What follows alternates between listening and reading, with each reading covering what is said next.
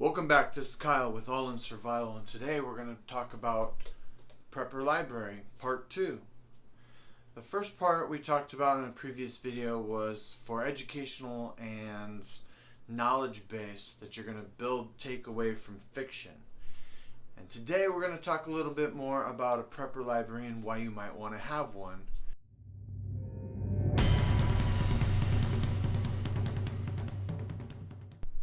Okay, Prepper Libraries. Why would we want to have one?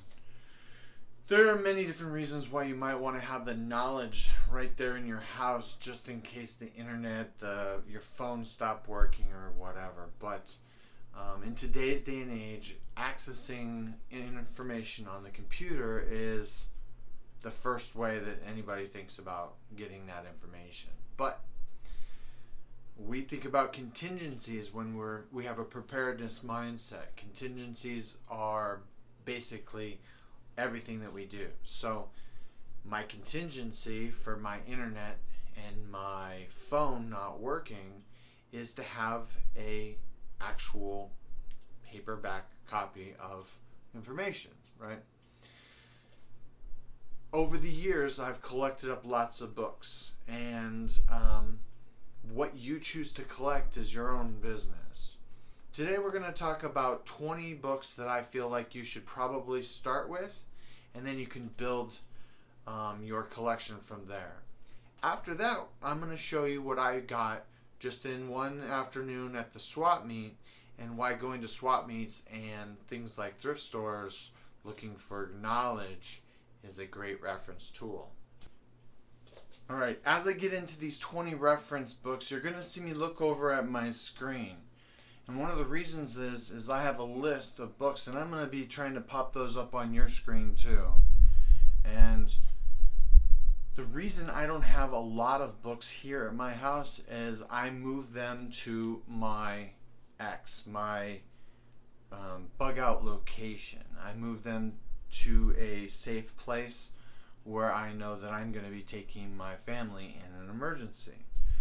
The idea of having 600 pounds of books here in my house, knowing that my current location isn't sustainable for a long time grid down type situation, is the reason I would move my books out. So every year or every 6 months to a year, I take what I've collected at different locations and I will take them to that location. When I finally get that dream cabin in the woods built, I shall set up my full prepper library. Until then, I keep the dream alive, right? So we'll get into the 20 books, right? The 20 books are going to be stuff like your root cellar, right? Knowing how to put together a good root cellar, cooking with rice and beans, right? We talk about stockpiling different long-term storage, and a lot of these books are going to talk about how to utilize that so that your family doesn't go crazy eating that food. Also, cooking with powdered milk. And then there's another book here, the all-new cooking with home storage, right? Alright, the next few books are going to be Medicine for the Outdoors, Country Living, Making the Best of Basics. This is a great family preparedness type book because in a full-scale grid down situation, you're going to go back to the 1800s, right? The technology base will be really low for a while before we start to build the knowledge back up to replace certain things.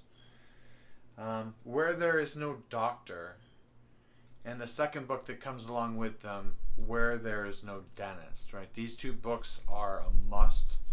Medical books in general, I think, are high-valued books because I don't have a very strong knowledge base on medical, and if I needed to teach myself from the very, very basics to the EMT or maybe paramedic level stuff, I'm gonna have to use books, right? And if I have those books available to me, that all the better, correct? The next group of books are going to be the Mini Farming and the chicken whisperer's guide, right? So chickens are going to be very important for feeding your family and putting protein on the plates. So knowing how to keep your flock alive and healthy is super important. The all-new square footage gardening. This is basically one of the newer books for putting together a great garden in a small amount of area, right? So we're going to be utilizing the land to the best of our ability and putting together some great gardens. Preserving meat and fish, and how to make cheese and butter, right? These two books. This is the third edition to Back to the Basics. This is super important. I have the first edition and I absolutely love it, right? This takes all of the stuff back hundreds of years and teaches you some of the basics, right? Survival wisdom, garden wisdom, and country wisdom, the know-how book. These three books together are pretty strong. A lot of great knowledge within these books. Fourth book in that set is woodworking wisdom, being able to do some building, right? That's pretty important. I've got a book here on home preserving and the emergency outdoor medical guide. This one in particular is super hard to get a hold of right now, so if you're going to purchase a book first, I might suggest grabbing one of these. Pretty hard to get a hold of. So all these links will be in the description. Pictures of them should be hopefully in this video. Now I want to talk about some of how easy it is to be able to get yourself some books relatively easy. So I went to the swap meet yesterday, right? And I took my father and my son and we went and just walked around, right?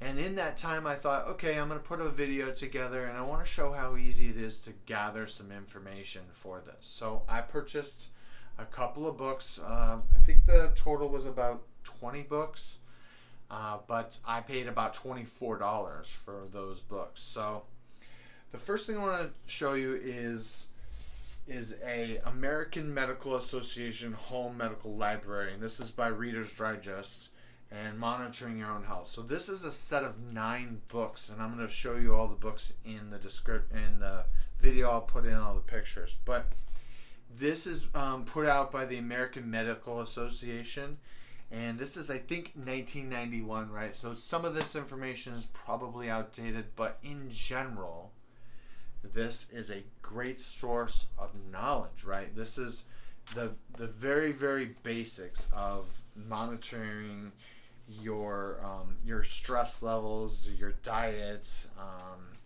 right? And I'll show you the other books that come along with this set. All of this set is basically in layman's terms for the average reader, to know a little bit more about medical. It's a great way to start off your knowledge base, especially if you're trying to teach somebody to be maybe the medic in your group, something like this. The next thing is I got a set of 2 of these Fisherman's by the North American Fishing Club and the Complete Freshwater Fisherman. Now, I'm not a great fisherman. It's not one of my hobbies to go out and fish on the weekend. There is an amazing amount, just in the few minutes I was flipping through this, there's an amazing amount of information and great techniques and knowledge within these 2 books. And it's almost would be lost to history if something were to happen tomorrow and you didn't have access to a book like this, right?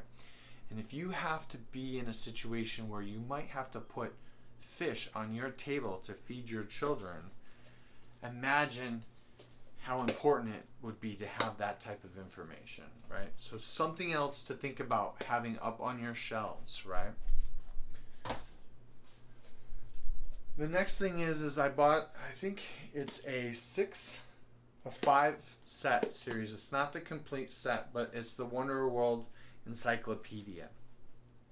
And the reason I bought this not finished encyclopedia is because it's not a traditional encyclopedia where they go from A to Z and they talk about everything in the world, right?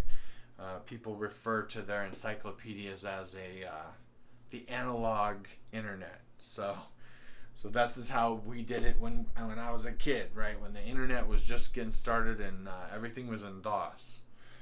But I'm going to show you in some pictures some of the great topics that are in these, and there's a lot to be said for having this kind of knowledge.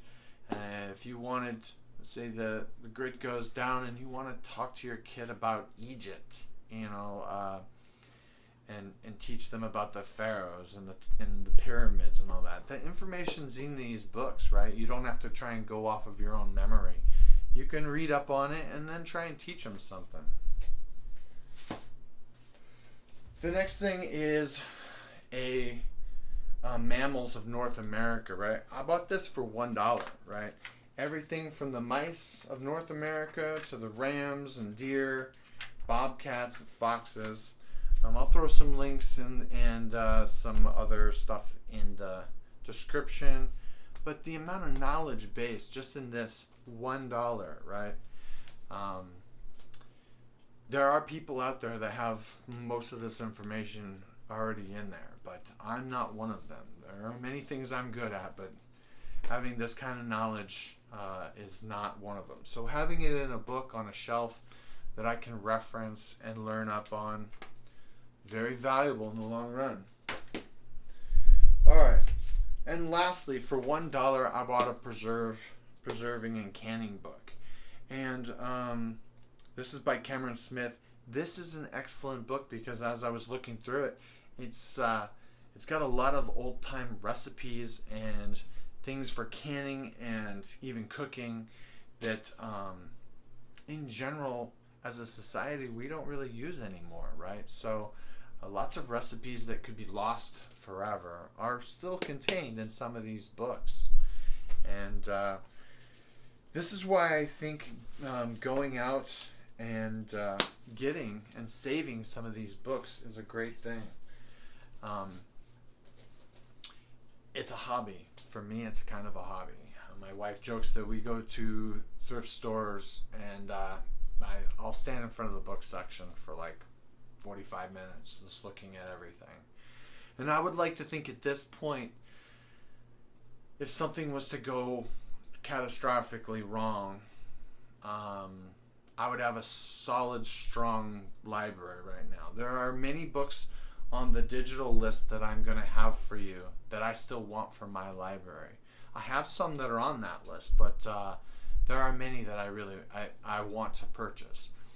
I did a little quick math. If you were to throw all of these books into your Amazon cart and purchase them at the same time, it costs you about $400. Now, that's for about 20 books, $400. And I don't know what the shipping would cost you, but the amount of knowledge based in those 20 books alone it's crazy. So, anyways, keep that in mind. I'm not the kind of guy who's going to tell you what to do, right? But I would suggest that you put medical, you put canning, preserving, and skills that are kind of lost in today's day and age into your prepper library. Who knows? I prepare for the what if, right? And I also prepare for the worst case scenario.